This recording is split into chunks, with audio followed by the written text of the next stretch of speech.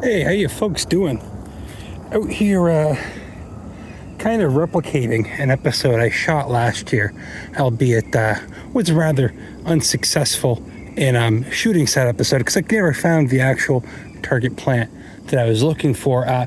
This time around, it took me about 2 seconds, even though I'm hiking along the same area that I was formerly hiking in, and I found it, albeit fenced off to protect it from deer. I don't want to show you that sign because that sign actually gives you the general location of where it is, but I actually saw this right off the side of an established and open trail.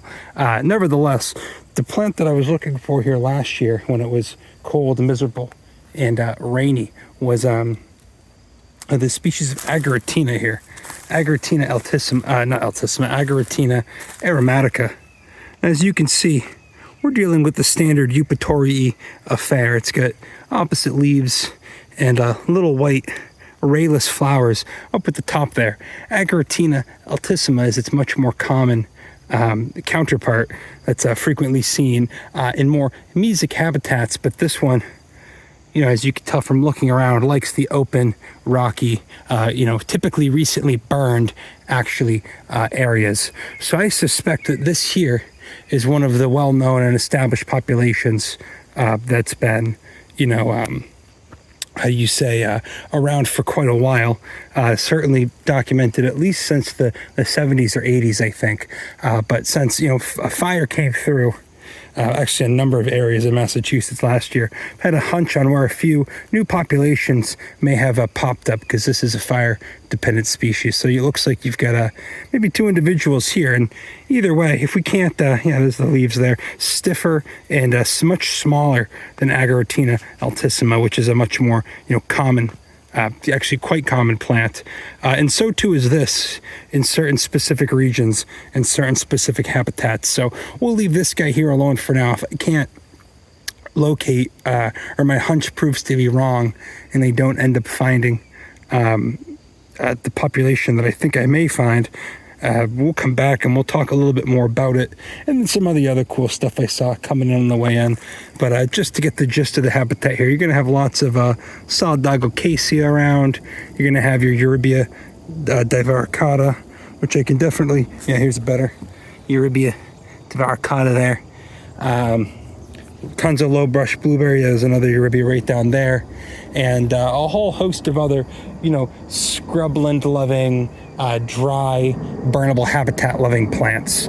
So we got one Ageratina aromatica here. It took me less than 5 minutes to find it this year. I have no idea if this was even fenced off last year. Looks like it's, not rusted or anything. So probably just put this up. There's another one up over there. So Ageratina aromatica, he's here. There's a couple of them blooming, and let's go see if we can find some more feral specimens, because I've got a hunch on where I may be able to do so. And this is fenced off not so much because of poaching or even trampling. Deer just seem to not be able to help themselves around this species, despite the fact that it's toxic to humans. So I'll leave this one alone. This is documented. This is nice that they've preserved this and that it's still, not hidden away. You don't need to get up close and fondle every single plant you come across to really get the gist of it. You could come up here and perfectly see it, and that sign there explains exactly what's going on. It's I guess fortunately or unfortunately, however you want to cause it, it's not necessarily people's fault this time. Canopy closure and deer browse are the predominant, decimators of the populations of this plant. Used to be up in the Middlesex Fells, used to be quite common around the Blue Hills, but now in Massachusetts, which is it's basically the northern terminus, this is probably just about the northernmost population here. I was actually patrolling around some areas that are supposed to occur north of here. Did not see any sign of it, and it's not a terribly hard plant to spot. I actually saw the white flowers, and then as I came up I realized they were fenced off. But nice of them to at least leave it somewhat accessible to at least see, because that's how you get people curious, you get people interested in this sort of thing. So let's go see if we can find any more of it that's not fenced off. Maybe we can get some good close-up shots of it, and then go on from there. I think that this specific population was discovered relatively recently, so they probably fenced it off a couple of years ago, if not last year. In any case, I digress. It's not pouring rain on me like it was this time last year, doing the same sort of expedition. And we'll see what else there is to see around here. And very briefly, so you come to the second fenced-in area a little further ways up, and I notice that there's none occurring in here. Actually, that might be... No, I don't think so. None occurring in here, but down there. What I notice is as I stand up here and I look back down, you see all the orange. I noticed some charcoal, and I know that one of the conservation methods employed to preserve this species, which is a fire-adapted, fire-dependent species, is that they're doing what's called canopy girdling, when they're basically chopping limbs off the taller, trees closing in the canopy here. And they're also, doing some small controlled burns, but there was a number of rather large uncontrolled burns around Massachusetts last year. And oh yeah, there's one right there. Geez, even when they're fenced off, what's getting to these? Yeah, that's definitely one right there, bent over and snapped off at the stalk. They come back, like they're not, that doesn't kill them, but they tend not to flower the year after they take damage like that. And if they do, they don't produce much viable seed. I read a whole write about these, and it's just one of those species where even with, it should theoretically be a species easy enough to keep intact, but it's the combination of the fact that, yeah, it's a fire-dependent species in a region which really doesn't burn, and even when it does, people view it very negatively, and it's at the northern end of its range. It really does not, despite being a late flowering, I guess that actually makes sense. It's a late flowering plant that doesn't love the cold. Therefore, it's taking hits at a time of year when you could consider it most sensitive, taking hits. This is like an addendum to the How Fire Shapes New England Habitat video I shot last year, essentially. Consider it that. We'll look around. We'll see what's going on. I think that this thing probably is coming up in some places around here, from the seed bank, so to speak. I don't know how long those seeds remain viable for, but generally speaking, most plants, especially wild plants, have seeds that are viable for at least a few years, if not, decades, close to a century in the case of some plants, like a Capnoides peregrina, which is another fire-dependent plant, clearing-dependent plant. But unlike this Ageratina, which is right above my finger there, that one comes up in droves and does well in nearly every habitat it occurs in. That is what it is. If you can't tell, yes, this is look at the trees there. This is actually a pretty steep slope that these are occurring on. Steep, loose, and well drained, very sandy, very typical of like this eastern, southeastern New England upland, drumlin, whatever you want to call it. Very few of these get up above, a few hundred feet, 600-700, maybe 800 feet in some cases. But they are steep, they are prominent, because we're right along the seacoast here, essentially. Well, not right along the seacoast, but we're less than a half hour from it. And, they tend to have a whole host of species you don't see down in the lowland, like the Quercus montana, obviously this Ageratina altissima, and a whole host of cool upland-loving goldenrods. So let's keep patrolling around. Let's see what we can see, and maybe we'll get lucky and we'll find one that's not fenced off that we can get some close-up shots of. But like I said, I'm happy just to actually see the thing in person. I had no luck last year, and I swear I came over here and I didn't see any of this fencing here last year. So maybe I had just missed it. Maybe it had already gotten munched down and they erected this earlier this year to allow them to come up, because again, they'll survive being munched. They'll come back up, but they don't really come up prolifically, and they usually don't flower after a munching episode. All right, so as you can potentially see and judge from the surrounding area, this is where I was standing last year, immediately after this whole little section of hill here just burned. We're not talking like a West Coast burn. You can see that there are some oaks that made it, some that didn't. Some of these oaks are resprouting from the base. That's Ericaceae, so it burned the entire top half, killed that off. They just resprout from the base. And you have all these annuals here that are burn specialists like this, appropriately named burnweed, Erechtites, hieraciifolius, just coming up in droves through here. All right, you're gonna have Capnoides sempervirens, which is another annual. It might be too early to see we might have to give it a couple years to see if that Ageratina comes back up, but this is where I was gonna look for it. Obviously I found it back there, but a nice poppy, a fumaroid poppy, Capnoides sempervirens. It's an annual, but it'll come up, you know, just fine, and burns, comes up on bulbs. All this like kind of half grown in greenery down at the base of these stumps. This is all Quercus ilicifolia. It is adapted to fire, as are many, you know, species of oak.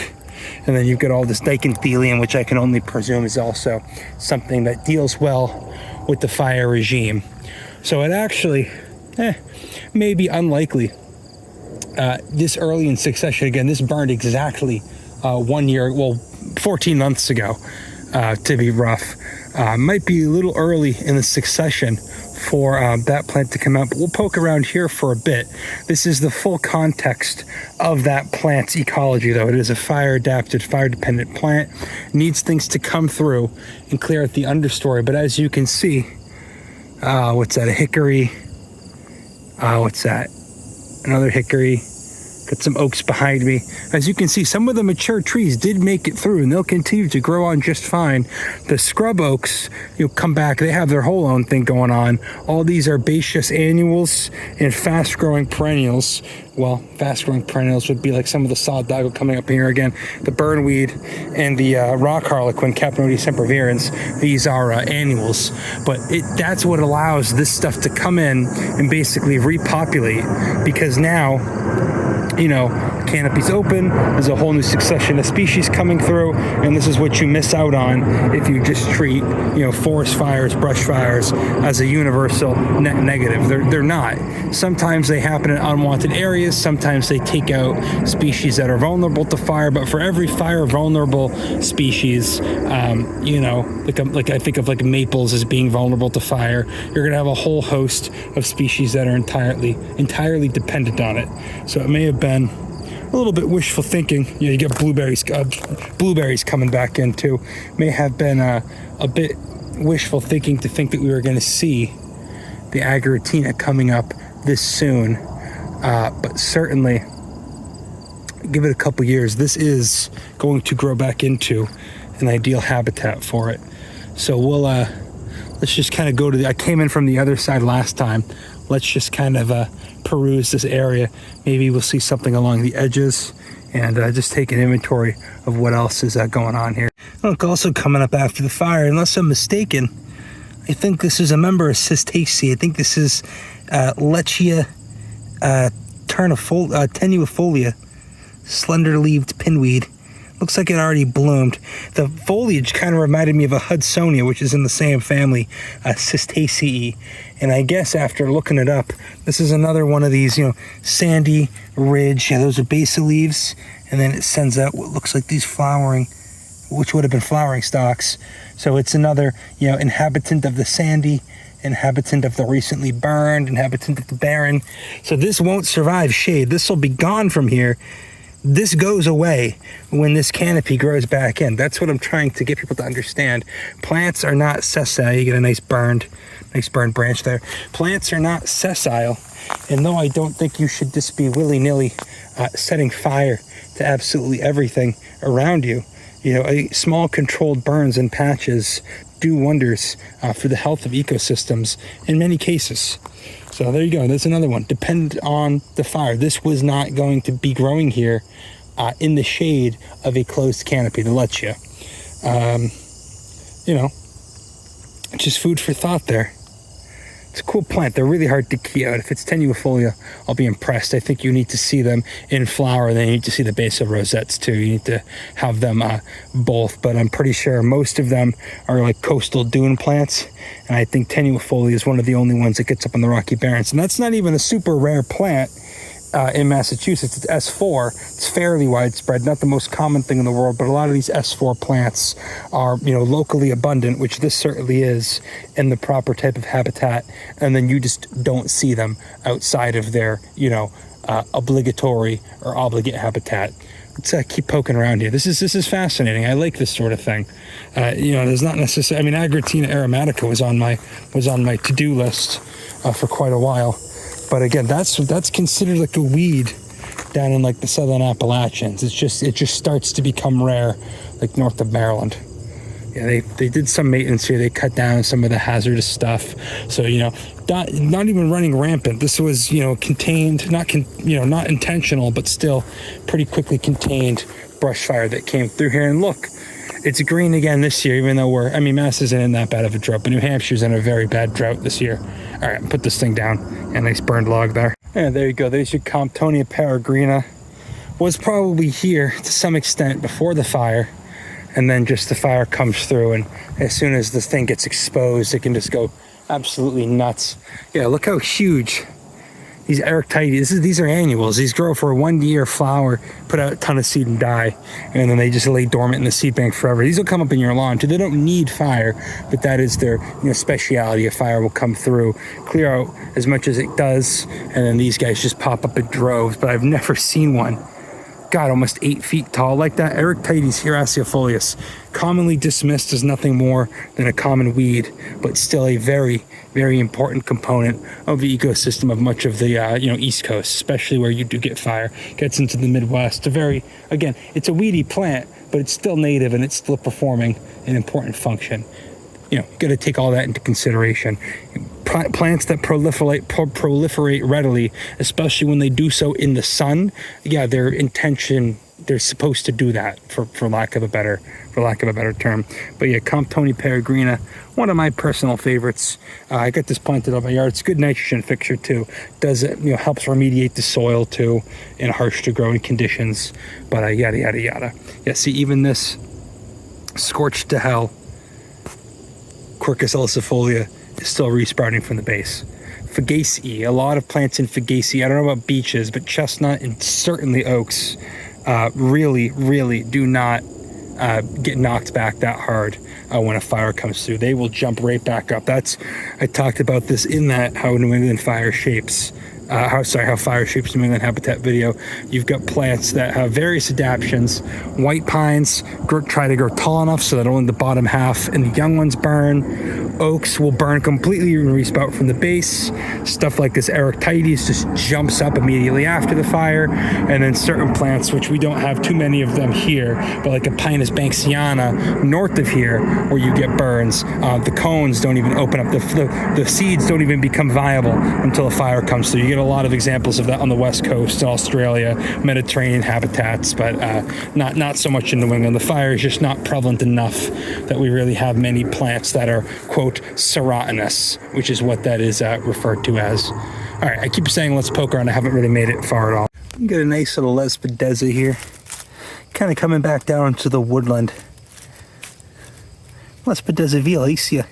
Lots of Lespedeza hirta in this area too, but that's all done flowering. This appears to be mostly done flowering as too. Obviously, you can tell it's fabid. Got the trifoliate leaves. Got the classic, beautiful purple and white pampelinaceous pea flowers there. And we've kind of come down off of where the burn was up there. Kind of coming down, although you can still see some char down through here into this almost like rubbish pile. Down to the shade. We're going to go check out maybe a couple more of these little bulbs. And I'll double back to the Ageratina. And I think we'll call it a day. I'm not so sure if I'm going to find it. Even if it is here, I think it just gets munched by deer. And even here, where there's been a nice clearing out for it, I think it's going to take the thing a few years to kind of get a foothold in. But in any case, we'll see what else there is to see. And we'll walk back. We'll start heading back towards where we came. I was not expecting. I was kind of wasn't holding my breath actually to see that thing today, because by all accounts, it's just doing so terrible because of predominantly deer browse and canopy closure, that I just wasn't too optimistic. We'll check around a few other areas and see what else there is to see. So this is the exact habitat one would expect to find, a nice robust population of Ageratina aromatica. Got some blueberry, got some open canopy, hickories, oaks, but unfortunately, there's deer shit everywhere. I just think of the bounty we could have if the deer weren't so out of control and people get so bent out of shape and so upset when you talk about hunting or culling deer, and the deer aren't doing well. They're sick, they're overpopulated, there's not enough food for them, they're compressed into these tiny ecologically sensitive areas that are worth protecting, you know, for reasons other than deer, and they just eat everything, including, you know, some of these really rare species that you get. So I'm not so sure if we'll find it. Maybe I have a hunch, because apparently this thing blooms as early as mid-August, and every time I've come out looking for it, it's been September. They tell me that it resprouts even after being chewed on, but I've not seen any sign of it since leaving that fenced off area. But perhaps we'll get lucky. In any case, there was a cool parasitic plant I'll show you on the way back to the car. So if you don't hear from me between now and then, I didn't see much else that was interesting. So we'll check back in with you when the situation necessitates it. Well, we did find more, but just like the other populations, these ones are fenced off too. So I'm guessing they did a pretty thorough survey somewhat recently, because I don't remember any of this being here last year. But then again, I also don't remember seeing any plants last year. So maybe that's all for good reason. They have these planted. After all, I mean, still come see it. Like I said, you don't have to fondle it. Nice Ageratina altissima, or Ageratina aromatica. Altissima is the common one. You know,